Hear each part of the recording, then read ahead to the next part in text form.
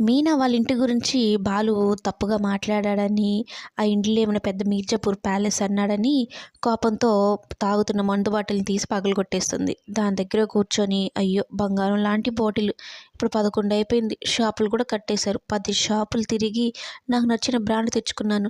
ఈ పూలగంప ఆవేశంతో పగలగొట్టేసి వెళ్ళిపోయిందనైతే దాని దగ్గర కూర్చొని బాధపడుతూ ఉంటాడు. ఇంతలో పార్వతమ్మ మీనాకైతే కాల్ చేస్తుంది. ఎందుకే అంత కోపంగా ఉన్నావు? ఇక్కడి నుంచి వెళ్ళినప్పుడే చాలా కోపంగా వెళ్ళావు. ఆవేశం తగ్గించుకోవే, అబ్బాయిని అర్థం చేసుకో అనైతే అంటూ ఉంటే, ఏంటి అర్థం చేసుకునేది? ఒక మొద్దోడిని, ఒక మొరటోడిని తీసుకొచ్చి నాకు కట్టబెట్టావు. 2 రోజులు ఇంట్లో ఉండేసరికి మంచోడని మీరనుకుంటున్నారు.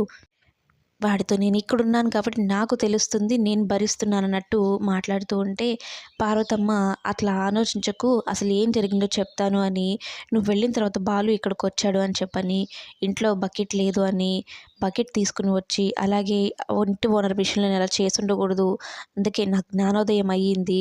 నేను చేసింది తప్పే. కానీ ఎందుకు ఆ తప్పు చేయాల్సి వచ్చింది అంటే, మీనా గురించి వాళ్ళ బావమరిదే కాదండి. వాళ్ళ వాళ్ళ బావ కూడా అంటే ఆ ఇంటి ఓనర్ గాడు కూడా తప్పుగా మాట్లాడాడు. అనవసరంగా నేను చెయ్యి చేసుకోను. నా భార్యని అలా నలుగురిలో అలా మాట్లాడుతూ ఉంటే చూసి తట్టుకోలేకపోయాను. అందుకే ఆవేశంలో కొట్టాను అనైతే చెప్తూ ఉంటాడు.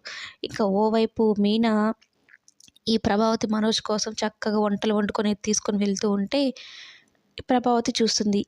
ఈమె ఎక్కడికి వెళ్తుందన్నట్టు ఫాలో చేస్తుంది మీనా ప్రభావతిని. అయితే మనోజ్‌ని కలవడం అయితే చూస్తుంది మీనా. కలిస్తే కలిసారు, మాట్లాడుకున్నారు. కానీ మీనా గురించి మాట్లాడుకుంటారు. ఆ పూలగంపని చేసుకోకపోవడమే అదృష్టంరా!